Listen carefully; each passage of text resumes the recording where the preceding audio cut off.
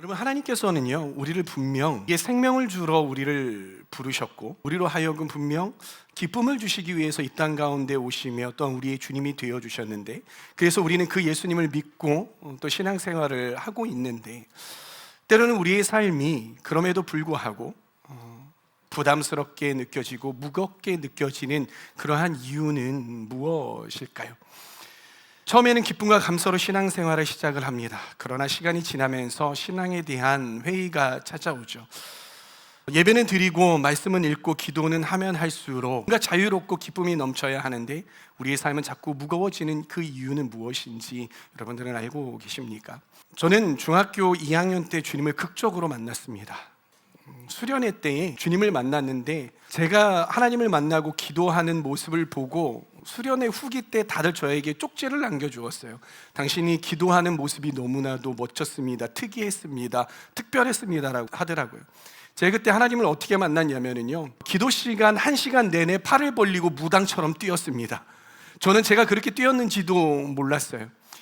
그렇게 하나님을 만났어요. 왜 그렇게 하나님을 만났냐면, 하나님께서 저에게 부어주시는 그 은혜가, 하나님 아버지의 그 은혜가 아버지가 없는 저에게 오셔가지고 내가 너의 아버지가 되어주시겠다라고 하는 그 음성이 너무나도 감사했기에 그렇게 감격스럽게 하나님을 만났습니다.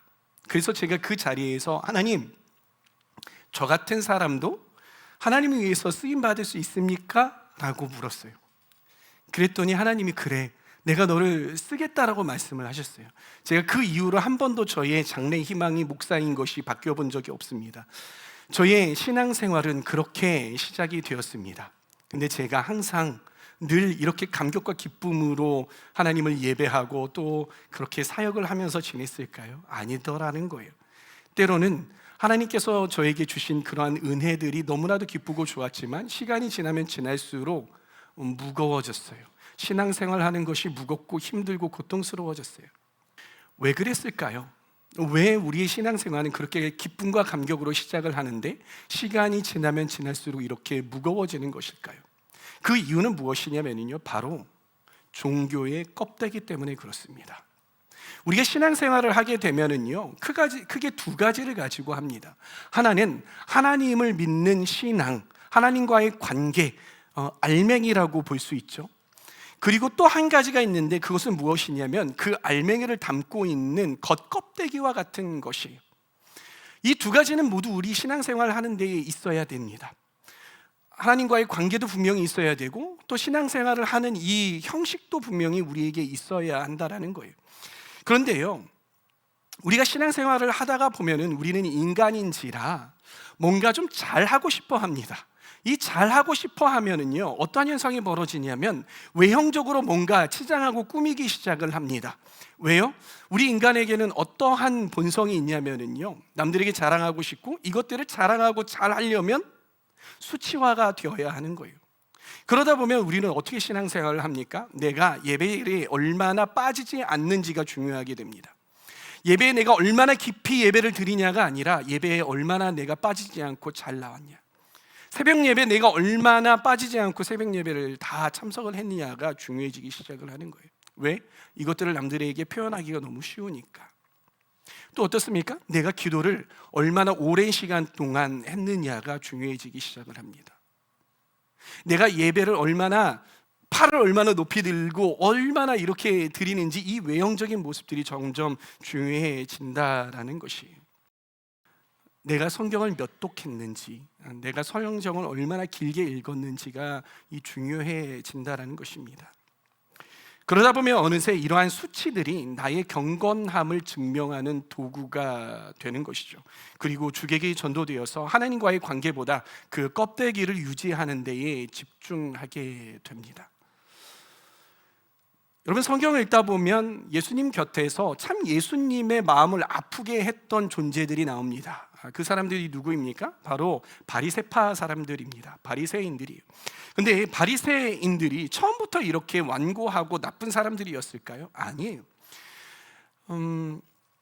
이 이스라엘의 BC 4세기에서 2세기에 어떤 일들이 일어나냐면 헬레니즘 문화가 이 이스라엘 가운데에 들어옵니다. 그러다 보니까 하나님 믿는 신앙을 이 헬레니즘 문화가 자꾸 공격을 해서 하나님 믿는 신앙을 자꾸 희석을 시키는 거예요. 그리고 그 무렵에 어떠한 일들이 벌어지냐면요, 셀루키드라는 왕조가 있습니다. 이 왕조가요, 이 이스라엘을 자꾸 공격해가지고 쳐들어왔어요. 그리고 군림해요. 그러다 보니까 어떤 일들이 있기 시작을 하냐면요, 하나님께 예배드리는 그 성전 안에서 하나님을 예배하는 것이 아니라 제우스 신을 예배하도록 그렇게 강요하고, 그러한 일들이 이 이스라엘 백성들 가운데에 있었어요. 그러다 보니까는요, 이것들을 그냥 받아들이는 게 아니라 저항을 해야 하는 거잖아요. 이 헬레니즘 문화와 그리고 셀루키드 왕조의 이 공격을 저항을 해야만 했습니다. 그래서 사람들이 일어나기 시작을 합니다. 그래서 있었던 것이 바로 마카비 혁명이었어요. 근데 이 마카비 혁명을 이끌었던 아주 중요한 사람들이 있었는데, 이 사람들을 보고 뭐라고 하냐면 하시딤이라고 합니다. 이 하시딤이 무슨 뜻이냐면 경건한 자들이라는 뜻이에요. 이러한 하시딤들이 일어나서 열심히 하나님의 율법을 준행하고 하나님의 말씀대로 살아가려고 노력을 했습니다. 그러한 사람들이 점점 시간이 지나서 어떠한 사람이 되냐면 바로 바리새파 사람들이 되었다라는 것이에요. 바리새파 사람들은요, 처음에는요, 하나님을 너무나도 사랑했던 사람들이었어요. 그렇기 때문에 율법을 아주 철저하게 지키기 시작을 합니다. 하지만 시간이 지나가면서요, 이 율법을 지키는 것이 하나님의 관계를 위해서가 아니라 자신의 신앙을 증명해 보이기 위한 수단으로 전락이 됩니다. 율법을 지키지 않는 사람들을 바리새파 사람들은 점검하고, 이 사람이 율법을 잘 지키는지 안 지키는지 매의 눈초리로 쳐다보기 시작하고, 그러지 못할 때는 어떻게 합니까? 정죄하고 비판하기 시작을 합니다. 자신들이 만든 전통을 율법보다 더 중요하게 생각을 합니다. 그러니까 어떻게 됩니까? 예수님께서 그런 그들을 보면서, 그들을 보시면서, 그래, 너네들이 정말 훌륭하다, 너네들이 정말 잘하고 있구나라고 말씀하셨던 것이 아니라, 이 회칠한 무덤 같은 이들이요, 이 위선자 같은 이들이요라고 그렇게 말씀을 하셨다라는 것입니다. 여러분, 우리는 성경을 읽어가면서 이 바리새파 사람들이 예수님에 대해서 대항한 모습들을 보면서 너무나도 쉽게 비판을 합니다. 그러나 만약 우리가요, 종교적 껍데기를 깨지 못하고 있다면요, 우리가 바로 이 시대의 또 다른 바리새파인들이라는 것을 우리는 기억해야 하는 것이에요. 사랑하는 청년 여러분, 예수님께서는 우리의 껍데기를 깨기 위해서 이 땅 가운데 오셨습니다. 그리고 바로 지금 이 순간에도 그 당시의 바리새파 사람들 뿐만이 아니라 바로 이 순간에 말씀을 듣고 있는 우리에게도 하나님께서 말씀하시는 바는 너희들의 껍데기를 깨버리라고 말씀하고 계시는 줄 믿습니다. 오늘 말씀을 대하면서 우리가 가지고 있는 종교적인 껍데기가 있지는 않은지 한번 돌아보기를 바랍니다. 그리고 그 종교적인 껍데기가 있다면, 그것이 발견이 된다면 과감히 깨뜨리고 하나님과의 올바른 관계를 맺어 나아가는 저와 여러분들이 다 되기를 바랍니다. 마가는요, 우리가 계속해서 마가복음을 읽고 있잖아요. 이 마가는요, 이 오늘 본문을 통하여서 네 가지 이야기를 합니다. 네 가지 이야기를 통해서 바리새파 사람들의 껍데기를 깨뜨리시는 예수님을 보여줘요. 첫 번째, 세리 이야기를 합니다. 그 다음에 두 번째는 죄인들과 식사하신 예수님의 이야기, 그리고 금식에 대한 이야기, 그리고 안식일 이야기, 이 네 가지 이야기를 하시면서 이 유대인들의 가지고 있던 껍데기를 어떻게 깨부술 것인가에 대한 그러한 이야기를 다루고 계시는 것이죠. 먼저 첫 번째입니다. 세리 이야기입니다. 마가는 펜을 들었습니다. 펜을 들면서 예수님께서 다시 갈릴리 호수에 가셔서 말씀을 전하시던 모습을 상기하면서 마가복음을 써 내려갑니다. 무리가 예수님 앞에 나옵니다. 그리고 예수님은 그들에게 하나님 나라의 복음과 그리고 회개하라는 복음을 그들에게 전하고 계셨던 것이죠. 그런데 예수님은 한 사람을 만나서 예수님의 제자를 삼습니다. 그러나 그가 예수님의 제자가 되었던 것은 이 유대인들 사이에서 굉장히 파격적인 이야기였습니다. 왜냐하면 그는 세리였기 때문입니다. 우리 말씀 한 구절 읽을까요? 우리 13절, 14절 말씀을 다 같이 읽도록 하겠습니다. 시작. 예수께서 다시 바닷가로 나가셨다. 무리가 모두 예수께로 나아오니 그가 그들을 가르치셨다. 예수께서 길을 가시다가 알포의 아들 레위가 세관에 앉아 있는 것을 보시고 말씀하셨다. 나를 따라오너라. 레위는 일어나서 예수를 따라갔다. 여러분, 이 세리라는 직업은요, 세리가 어떤 거예요? 텍스 콜렉터잖아요. 텍스 콜렉터가 뭐예요? 세관원이라는 거예요. 이 세리라는 직업은요, 당시 유대인들 사이에서 인기 있었던 직업이 아닙니다. 배척을 당했던 직업이에요. 왜 그렇습니까? 로마가 이스라엘 백성들을 다스리고 있잖아요. 이 다스리다 보니까 세금을 걷어야 되는데 이 모든 사람들에게 세금을 걷기가 어려워요, 이 로마인들이. 그러다 보니까 유대인들 중에서 한 사람을 골라서 그들이 세금을 걷게 하는 거예요. 그리고 그에 대한 이 세금을 걷게 하는 전권을 이 세리들에게 주었어요. 그런데 이 세리들이 잘 걷었던 사람도 있어요. 정직하게 걷었던 사람도 있는데 이 돈을 다루는 사람들은 참 쉽게 변질이 되는 것 같아요. 많은 세리들이 어떻게 하기 시작을 하냐면 돈을 걷는데 마땅히 받아야 할 돈만 걷는 것이 아니라 그보다 더한 2배, 3배, 4배까지 돈을 걷기 시작을 하는 거예요. 사람들이 이 세리가 돈을 걷는 걸 보고, 그렇게 많이 걷는 걸 보고 어떻게 생각을 합니까? 사람들이 매국노라고 생각을 하게 되는 거죠. 저런 나쁜, 어떻게 저렇게 많이 걷을 수가 있어? 동족을 저렇게 하는 저건 배반자야 라고 생각을 할 수밖에 없었던 것이죠. 그러다 보니까 사람들이 굉장히 이 세리에 대해서 나쁜 의식을 가지고 있었어요. 그리고 종교적으로 부정하다고까지 이야기할 정도로 세리는 굉장히 천대받았던 사람들이었습니다.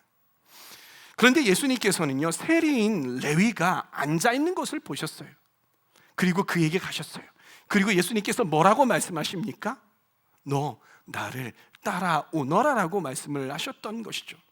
여러분, 이 당시에 이 세리를 제자로 삼는 것, 이것은요 굉장히 이상한 일이었어요. 아주 파격적인 일이었어요. 종교적으로도 이 종교의 틀, 형식을 왕창 깨버리는 그러한 일이었다라는 것입니다. 그러나 예수님께서는 이 사건을 통해서, 세리를 부르시는 이 사건을 통하여서 이 당시 사람들이 가지고 있던 종교적인 틀, 관념들을 깨부수기를 원하셨던 것이죠.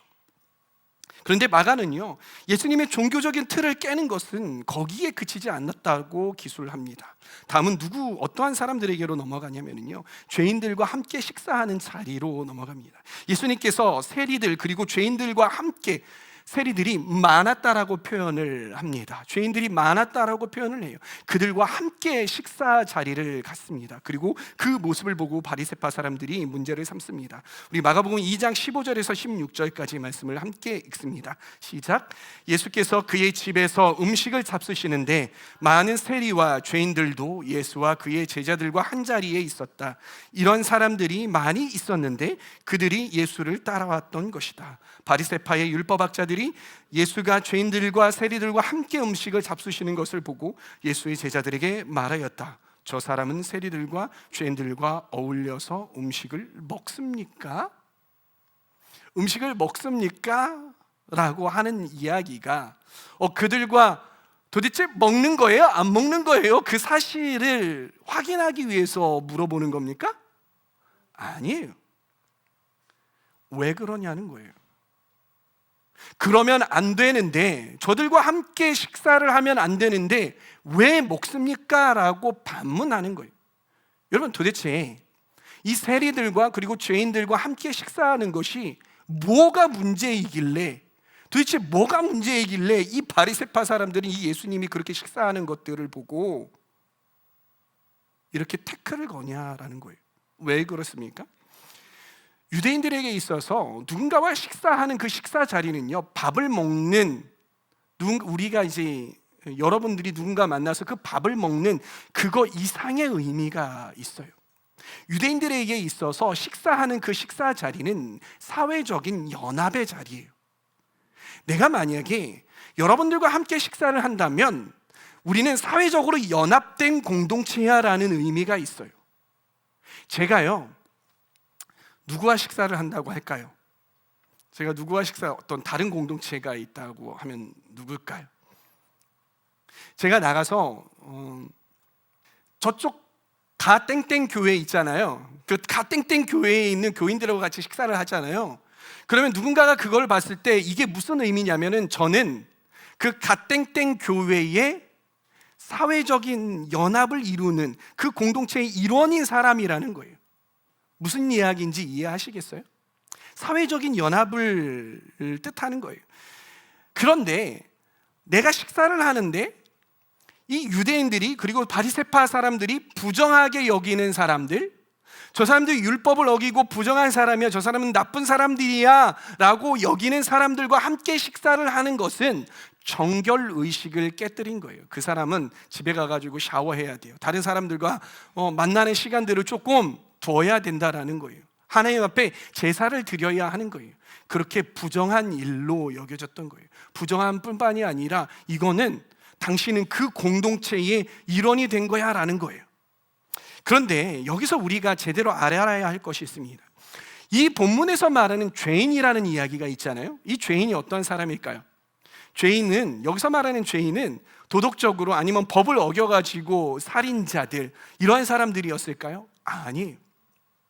제가 헬라어로 찾아보니까 그런 사람들이 아니라요, 이 사람들은요 어떠한 사람들이냐면요, 도덕적으로 법적으로 어긴 사람이 아니라 이 유대교의 규례를 어긴 사람이에요.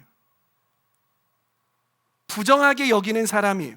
이런 사람들이 어떠한 사람이냐면요, 세리들, 텍스 컬렉터, 그렇죠? 세리들, 창녀들, 도살업자들. 도살업자가 뭐예요? 동물을 죽이는 사람들이죠. 피를 묻히는 사람이에요. 대장장이들, 병자들, 장애인들, 가난한 자들, 외국인들, 이러한 사람들이에요. 이러한 사람들을 뭐라고 불렀다고요? 죄인이라고 불렀어요. 누가요? 바리새파 사람들이. 이러한 사람들과 함께 식사를 하고 있었던 거예요, 예수님께서. 그러면 이 모습을 봤던 이 바리새파 사람들은 예수님이 어떤 행위를 하고 있는 거예요? 유대인으로서 하지 말아야 할 짓을 하고 있었다라는 것이에요. 예수님은 이 식사를 통해서 유대인들이 가지고 있었던 하나님 나라에 합한 사람은 누구인가에 대한 종교적인 틀을 깨셨어요. 마가복음 2장 17절 말씀을 우리가 큰 목소리로 함께 읽어보도록 하겠습니다. 시작. 예수께서 그 말을 들으시고 그들에게 말씀하셨다. 건강한 사람에게는 의사가 필요하지 않으나 병든 사람에게는 필요하다. 나는 의인을 부르러 온 것이 아니라 죄인을 부르러 왔다. 이 바리새파 사람들에게 있어서 하나님 나라에 들어가도 마땅한 사람들은 어떠한 사람들이었냐면 율법과 규례를 어기지 않은 경건한 사람들이에요. 그러나 소외된 자들, 몸이 불편한 자들, 외국인들, 나그네들, 이러한 사람들은, 사회적으로 소외된 이러한 사람들은 하나님 나라에 들어갈 수 있다 없다? 없다라고 생각을 해왔던 것이에요. 그런데 오늘 이 말씀에서 예수님께서 말씀하고 계시는 이 복음은 무엇이냐면, 물론 그렇다, 너네들도 경건해서 좋아. 그러나 하나님 나라는 어떠한 사람들에게 열려 있냐면 바로 이런 죄인들, 세리들, 창녀들, 도살업자들, 너희들이 생각하기에 가난하고 소외되고 너희들이 경멸하는 저 사람들에게도 하나님 나라는 활짝 열려 있는 것이다 라고 예수님께서는 오늘 이 시간에 그들의 종교적인 틀, 구원의 생각, 하나님 나라가 어떠한 사람들에게 열려 있는가에 대한 그 틀을 완벽하게 깨부수고 있으시다라는 것입니다. 예수님은 유대인의 종교적인 편견을 깨버리시고 이들과 연합하셨습니다. 이제는요, 이 마가의 관점이 어디로 이동을 하냐면요, 바로 먹는 것으로 이동을 합니다. 유대인들에게 있어서 금식은 상당히 중요한 의미를 가집니다. 여러분, 우리가 금식을 하잖아요.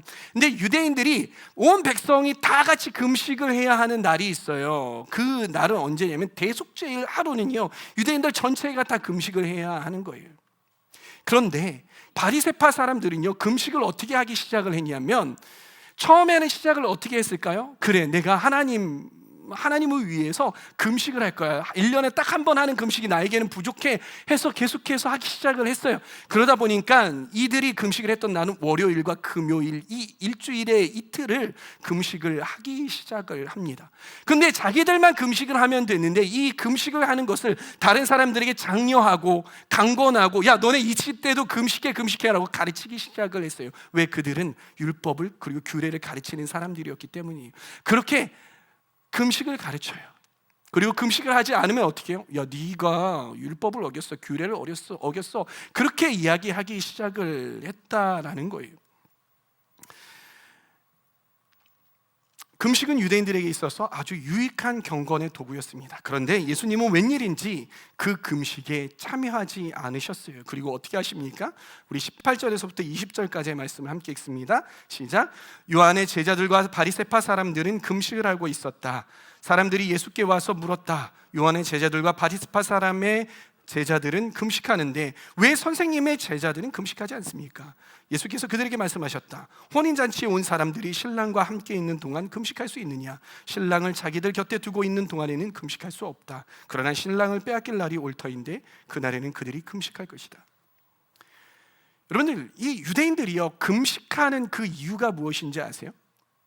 물론 자신들의 경건을 위해서 금식을 하지만요, 그보다도 더 근본적인 이유가 있어요. 그 근본적인 이유는 무엇이냐면요, 이 이스라엘 가운데에 그들이 그토록 기다리고 고대했던 메시아, 구원자, 그가 오시는 것을 기다리며 또한 그가 오시기를 간절히 원하며 그가 오실 때 자신들이 경건해지기 위해서 그 예수님의 오심을, 그러니까 그 메시아의 오심을 간절히 기대하고 고대하는 마음으로 금식을 했던 거예요. 이게 금식을 했던 이들의 중심 마음이었어요. 근데 여러분 가만히 잘 보세요. 지금 유대인들이 그토록 기대하고 고대하던 메시아가 그들과 함께 있습니까? 없습니까? 있습니까? 없습니까? 있었다고요. 오셨다고요. 그들이 그토록 그렇게 고대하고 기대했던, 어서 오시옵소서 메시아여라고 했던 그 메시아가 지금 오셨어요. 그들 가운데 함께 계세요. 그러면 그것은 초상날이에요? 잔칫날이에요? 잔칫날이죠. 여러분, 잔칫날에 금식하는 법이 있습니까? 아니라고요. 잔칫날은요, 파티를 벌여야 되는 거예요. 함께 먹고 마셔야 되는 거예요. 그런데 예수님의 제자들은 그 고대하던 메시아가 오셨으니 먹을 수 있는 거예요. 그러나 이들은 메시아가 오셨음에도 불구하고, 그 예수님이 오셨음에도 불구하고 금식을 하고 있는 거예요. 답답하죠. 답답하죠.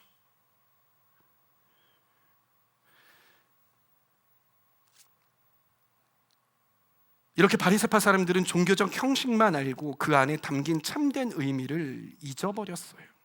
예수님은 그 편견을 깨시고 금식의 참된 의미를 가르쳐주고 계신 것입니다. 다음 마가의 관심은 어디로 넘어가냐면 안식일로 넘어갑니다. 마가복음 2장 23절 24절 말씀 함께 또 큰 목소리로 읽습니다. 안식일에 예수께서 밀밭 사이로 지나가시게 되었다. 제자들이 길을 내면서 밀 이삭을 자르기 시작하였다. 바리새파 사람이 예수께 말하였다. 보십시오, 어찌하여 이 사람들은 안식일에 해서는 안 되는 일을 합니까? 여러분 상상을 해보십시오. 안식일이에요. 예수님께서 밀밭 사이를 지나가세요. 그리고 예수님의 제자들도 밀밭 사이를 함께 지나갑니다. 그런데 제자들이 배가 고팠어요. 배가 고파서 어떻게 했냐면 지나가다가 이 밀 이삭을 손으로 뜯었어요. 근데 말씀에 표현되기로는 잘랐다라고 표현해요. 한국어로는요, 잘랐다라는 표현을 해요. 그런데 제가 헬라어로 찾아보니까요, 원어로 찾아보니까 잘랐다가 이게 컷한 게 아니에요. 손으로 뜯었어요. 밀 이삭을 뜯었다라고 이야기를 해요. 유대교에서는요, 지나가다가 그 당시에 너무나도 가난하고 소외된 사람들이 있어서 지나가다가 배고프면 그 사람들을 먹게 해주기 위해서 밭 주인은요, 이 밀 이삭을 손으로 뜯어가는 사람들은 그냥 먹게 내버려 뒀어요. 그거는 도둑질이 아니에요. 자기의 생계를 위해서 뜯어서 먹게 했어요. 이 밭을 이렇게 타작을 하잖아요. 타작을 할 때에 율법에 어떻게 되어 있냐면, 타작을 하잖아요. 다 타작을 하면 이게 주었단 말이에요. 타작을 하고 가져가잖아요. 그런데 나머지 떨어진 잔여물들이 있을 거 아니에요. 밀 이삭이나 이런 것들이. 그런 걸 못 죽게 했어요, 하나님이. 왜 못 죽일까요? 가난하고 소외된 이웃들, 나그네들이요, 그것들을 먹고 살 수 있게. 그래서 탈곡을 하고 이렇게 쭉 지나가면 그 뒤에 사람들이 쫓아다니면서 그것들을 주워가게 내버려 뒀어요. 이게 하나님의 정신이에요. 이게 하나님의 율법을 대하시는, 우리에게 명하시는 정신이라는 거예요. 그래서 이 안식일 날에 이 예수님의 제자들이 배가 고프니까 이렇게 먹었단 말이에요. 칼로 베었어요? 아니요, 따서 먹었어요. 허용이 됩니까? 안 됩니까? 되죠. 그런데 이 바리새파 사람들이 이 예수님의 제자들을 나무라는 이유가 있어요. 왜 그러냐면 너네들은 안식일에 수학을 하지 말아야 돼. 그런데 너네들은 왜 수학을 해? 왜 일해? 라고 딴지를 거는 거예요. 여러분, 제자들이 수학을 했습니까? 아니에요. 제자들이 낫을 들어서 쳤습니까? 아니라고요. 자기의 생계를 위해서 배고파서 그거를 따먹었다고요. 허용이 돼요, 안 돼요? 되는 행위였어요. 그런데 이 바리새파 사람들은 율법을 너무나도 철저하게 지키려고 하는 나머지, 이 율법의 틀 안에 갇혀 있는 나머지, 종교적인 틀 안에 갇혀 있는 나머지 그것도 허용이 안 된다라고 이야기해요. 여러분, 이스라엘 가보셨습니까? 이스라엘 가면은요, 안식일에 되면 엘리베이터 가요. 모든 층이 다 섭니다. 왜? 이 누르는 자체가 노동이래요. 누르지 않게 하기 위해서 모든 층을 다 서게 돼 있어요. 저희는 어떻게 생각해요? 이 바보들. 바보들. 야, 이게 뭐가 그게 노동이라고. 그런데 유대인들은 이게 종교적인 틀이죠. 이게 노동이라고 생각을 해요. 그리고 자기네들이 노동을 안 하게 하려고, 이거 너무 불편하잖아요. 어떤 엘리베이터를 어떻게 하냐면 외국인을 사요. 그래서 거기 앉아가지고 몇 층 가세요? 네, 12층 가요. 그럼 12층 눌러주는 거야. 노동이에요? 아니에요? 엄밀한 의미에서 노동 아닙니까? 돈을 줬잖아. 누르게 하잖아. 노동이잖아요. 이렇게 종교적인 틀에 갇혀가지고 이러고 있어요. 근데 예수님께서 이들의 이 종교적인 틀을 깨부수기를 원하세요. 야, 얘들아, 잘 생각해봐라. 안식일은 누구를 위해서 있는 거예요? 이렇게 물으시는 거예요. 여러분, 안식일 누구를 위해서 있습니까? 하나님을 위해서 있습니까? 성경책을 위해서 있습니까? 종교적인 틀을 위해서 있습니까? 아니라고요. 안식일 하나님께서 왜 만드셨어요? 하나님께서 너네들 쉬지 마라고, 그러니까 쉬는 날에 대해서 말씀하시지 않으시면은 아마 인간은요, 월요일에서부터 주일까지 다 일할 거예요. 맨날 일해가지고 노동을 계속 굴레로 돌릴 거예요. 근데 하나님께서는 너네 쉬어. 근데 왜 쉬어? 너는 나와 교제하기 위해서. 너네들이 일주일 동안은 열심히 일하고 거기에 집중해도 돼. 그런데 하루만은 나하고 함께 교제하자. 근데 왜 교제하자? 하나님이 좋으시기 위해서? 아니, 너네들이 정말 살려면 나와 교제해야 돼. 나와 만나야 돼. 그래야 너네들이 살아라고 말씀을 하신 것이죠. 그래서 안식일이 생겨난 거예요. 여러분, 이 가운데에도 누군가가 저에게 이러한 이야기를 해요. 목사님, 꼭 주일 성수 해야 돼요? 물어보는 이유가 뭐예요? 주일 성수 하고 싶어서 하고 싶어서 물어보는 거예요? 주일 성수 안 하면 안 돼요라고 그런 의도에서 하는 거예요? 그렇죠. 안 하면 안 돼요라는 그런 의미인 거잖아요. 종교적인 틀에 갇히고 싶다라는 거죠. 근데 그걸 풀어달라는 거예요. 그러면 제가 하나님의 말씀이기에 너는 주일 성수 해야 돼라고 말하지 않아요. 근데 저는 이런 이야기를 해요. 제가 언어를 공부했거든요. 언어를 공부하다 보니까는요, 기독교인이 책을 쓴 것이 아니라, 기독교인이 뭔가 연구한 게 아니라 다른 사람들이 연구한 거, 세상 사람들이 연구한 그 자료를 보니까는요, 정말 기가 막히게 비교군을 만들어 놨어요. 어떤 사람은 단어를요, 일주일 내내 외운 사람이 있어요. 그리고 어떤 사람은 일주일 동안에 하루 빼고 6일 동안, 그리고 5일 동안 단어를 외운 군이 있어요. 어디가 더 잘 외웠게요? 어디가 잘 외웠게요? 일주일 내내 외운 사람 아니더라고요. 하루 쉬는 사람, 이틀 쉰 사람, 여기가 능률이 더 높았어요. 하나님께서 우리 몸을 그렇게 만드셨어요. 우리를 그렇게 만드셨어요. 어때요? 주일 성수 해야 되겠죠. 하나님과의 관계를 해야 되겠죠. 그래야 효율이 높아요. 아멘? 네. 주님께서는요, 안식일은 누구를 위한 거야? 너네들을 위한 거야. 사람들을 위한 거야. 근데 바리새파 사람들아, 너네들은 그걸 잘못 이해하고 있어. 배고프잖아. 안식일에 먹을 수 있지. 자유롭게 먹어도 돼. 너네들의 이 종교적 관념과 틀을 너네들이 좀 깼으면 좋겠다. 거기서 좀 제발 좀 나와라 라는 것이죠. 마가는 우리가 보았던 것 같이 예수님께서 이 네 가지 세리, 레위를 부르시는 것, 그리고 죄인들과 함께 식사하는 것, 금식하는 것, 그리고 안식일 이야기를 통해서요, 이 바리새파 사람들이, 그리고 이 유대인들, 이 사람들이요, 종교적인 틀을 좀 깨고 나오기를 간절히 원하셨고 그들의 생각의 틀을 좀 깨부시고 계셨던 거예요. 이 네 가지 종교적인 틀을 대하는 예수님의 말씀은 조금씩 다 다르지만은요, 이 모든 것들을 한대로 묶는 말씀이 있어요. 그 말씀이 무엇이냐면요, 바로 21절, 22절 말씀입니다. 시작. 생배 조각을 낡은 옷에 대고 깁는 사람은 없다. 그렇게 하면 새로 된 조각이 낡은 데를 당겨서 더욱더 심하게 찢어진다. 또 새 포도주를 낡은 가죽 부대에 담는 사람은 없다. 그렇게 하면 포도주가 가죽 부대를 터뜨려서 포도주도 가죽 부대도 모두 다 버리게 된다. 새 포도주는 새 가죽 부대에 담아야 한다. 여러분, 바느질 해보셨습니까? 저는 우리 집에서 제가 바느질을 가장 잘합니다. 옛날에 가정 시간에 바느질을 시켰는데 잠깐 생각했던 게 이게 나의 이게 나의 딱 천직인가라는 그런 생각도 잠깐 해봤던 적이 있어요. 그래서 바느질하는 거를 그때 가정 시간에 너무 재밌어가지고 너무 잘했어요. 그리고 뭐 단추 떨어지고 이런 거 바느질해가지고 이렇게 꼭 이렇게 하는 거 있잖아요, 꿰매는 거. 저는 그거 할 때 너무나도 즐겁고 재밌습니다. 이게 바느질을 해보면은요, 헌옷이 있잖아요. 근데 요즘 시대에는 헌옷도 다 천이 좋아요. 근데 이 당시 시대 때는요, 헌옷은요 굉장히 금방 지나가면 뜯어져요.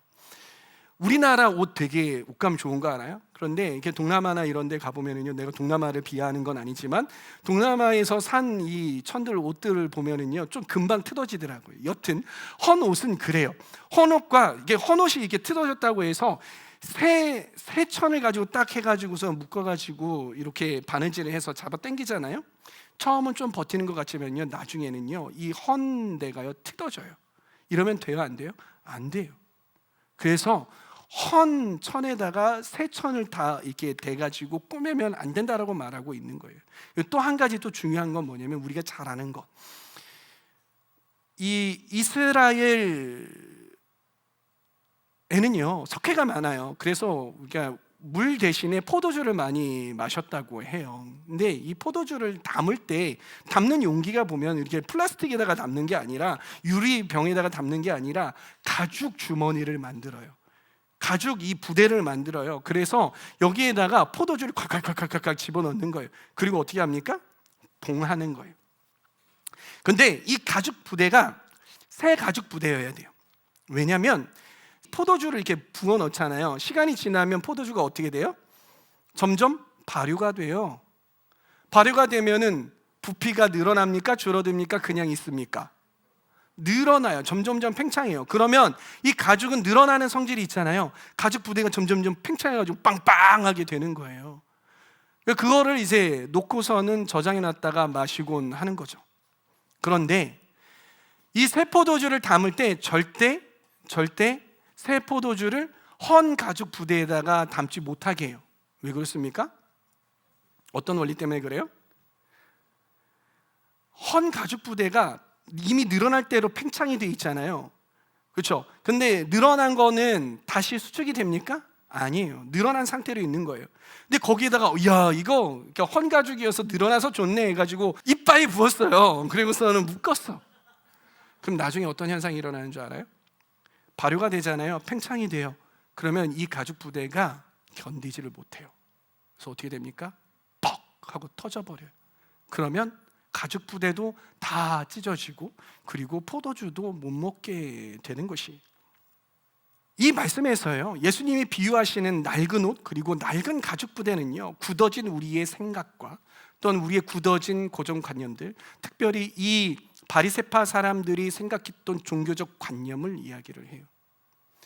그리고 새 포도주는 무엇이냐면 하나님께서 우리에게 주시는 은혜예요.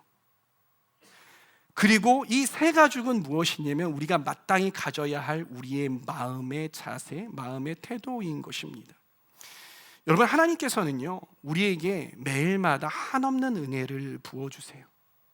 Every day, 매일마다. 왜? 하나님께서는 우리가 생각하는 것보다, 우리가 생각할 수 있는 것보다, 우리의 생각의 한계보다 더 크신 하나님이기 때문이에요. 근데 여러분, 여러분들이 그런 이야기 하잖아요. 오늘은 은혜가 없어. 오늘 하나님께서 은혜를 주시지 않는가 봐. 하나님께서는 은혜가 모자르신가 봐라는 그런 생각을 할 수가 있어요. 아니에요. 우리가 은혜를 받지 못하는 것은 우리의 마음이 잘못되는 것이지, 하나님께서는 우리에게 매일마다 주신 은혜, 아니 매일마다도 아니고 매 순간마다 주실 은혜가 하나님께는 있다라는 사실을 여러분 기억하셔야 합니다. 하나님께서는 우리에게 그 은혜를 부어주세요. 그런데 우리의 마음이 너무 딱딱하게 굳어져서 그 은혜를 다 담지 못하는 것입니다. 그러면 우리는요 영적인 바리새인이 될 수밖에 없어요. 그러지 않으려면요 우리는 이 우리의 껍데기를 과감하게 부숴야 하는 것입니다. 여러분, 제가 옛날에 새우 키워봤다고 했잖아요. 제가 이렇게 어항을 놓고 물고기를 키우는 사람 이런 행위를 보고 뭐라고 하면 물질이라고 해요. 전문 용어로 물질을 해봤어요. 그러니까 제가 구피도 키워보고 뭐도 키워보고 달팽이도 키워보고 뭐도 키워보고 하면서 막 하다가 결국 이제 뭘 키웠냐면은 밑에다가 이 소일을 깔고 뭐 한 다음에 수초를 키운 다음에 거기다가 물고기를 키웠다는 것 아닙니까? 그리고 물고기 키우다가 재미없으니까 새우를 집어넣었어요. 막 새우도 빨간색, 파란색, 뭐 빨간색, 흰색 이런 새우들, 막 이런 새우들을 키웠어요.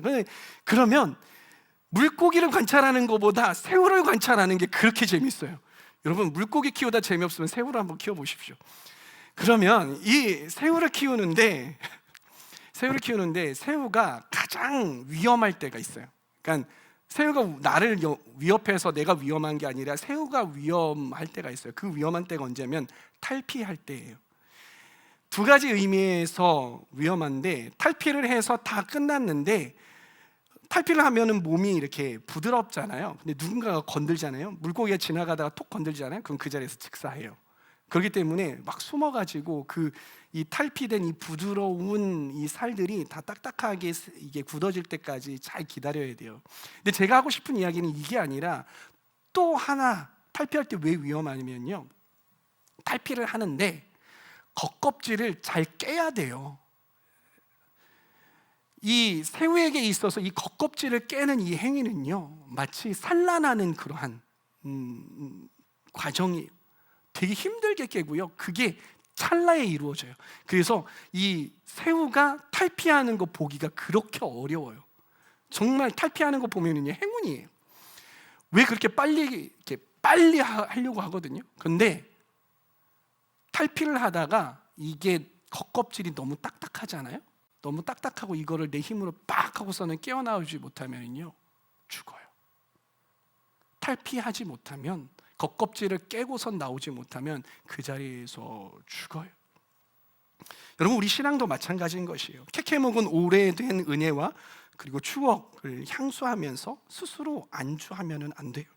우리도 필사적으로 우리의 겉껍데기를 깨고 나와야 되는 줄 믿습니다.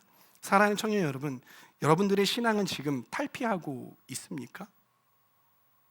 여러분들의 신앙 지금 탈피하고 있습니까? 여러분들이 탈피하고 있다면 그 증거를 어떻게 찾으시겠습니까? 여러분들이 탈피하고 있다는 증거는 무엇이냐면 여러분들의 간증이에요. 간증은 하나님께서 나에게 주신 은혜 있잖아요.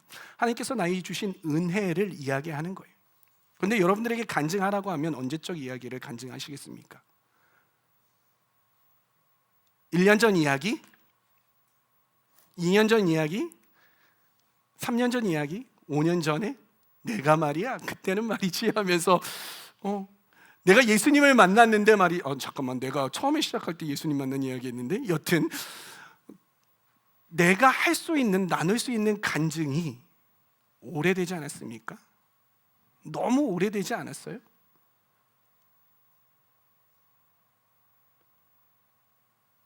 아직도 그 간증을 하고 계시지 않습니까?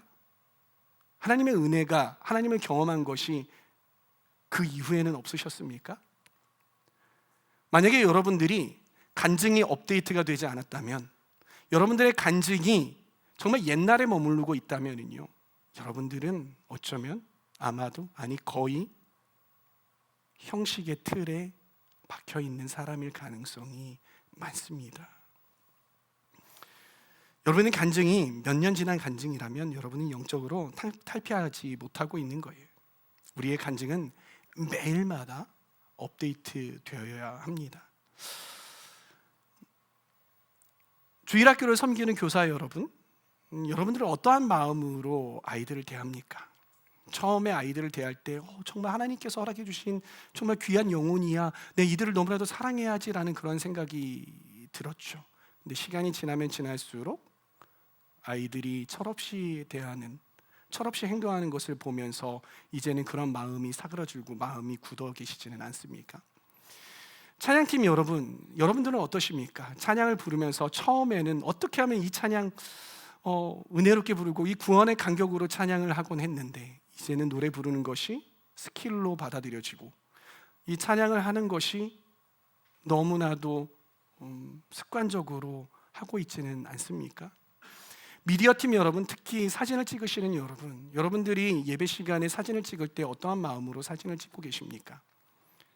처음에는 하나님께서 이 공간에서 어떠한 일을 행하고 계시는가에 대해서 포착하기 위해서 하나님께서 행하시는 일들이 어떠한 것인지 좀 그것들을 기록으로 남기기 위해서 사진을 찍었는데, 이제는 그냥 사진쟁이가 되어서 아무런 감동 없이 찍고 계시지는 않으십니까? 여러분, 그 종교적 행위, 그러한 행위에 스스로 만족하지 마시기를 바랍니다. 그런 것들이 여러분들의 신앙을 보장해 주지 않습니다. 여러분들이 그 행위를 버리라는 게 아니에요. 그 행위를 하면서 그 행위 안에 담겨 있는 의미가 무엇인지, 그리고 그 행위를 하면서 나에게 다가오시는 그 예수님을 만나셔야만 합니다. 그것이 쉽습니까? 아니요, 어려워요. 마치 새우가 필사적으로 탈피하듯이 우리가 가지고 있는 이 종교적인 틀을 깨는 것은 필사적으로 해야 하는 그렇게 어려운 것입니다. 저는 저와 여러분들이 그 틀을 깨는 데에 필사적이었으면 좋겠습니다. 저는 저와 여러분들이 매일마다 겉껍데기를 깨고 나와서 다시 하나님을 갈망함으로 주님을 새로 만나고 또 새로운 은혜의 간증을 할 수 있는 사람들이 될 수 있기를 바랍니다. 아멘.